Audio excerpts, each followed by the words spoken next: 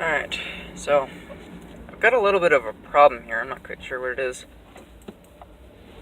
So I'm driving an '05 Matrix, and sorry, there's a cop here.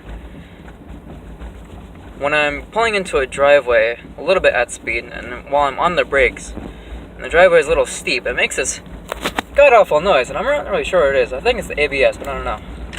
Just listen.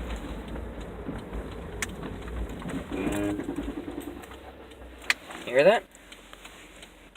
I think it's the ABS, but I'm not quite sure what it is. You know, maybe it's the ball joint that's coming loose. You know, there's no oil in there.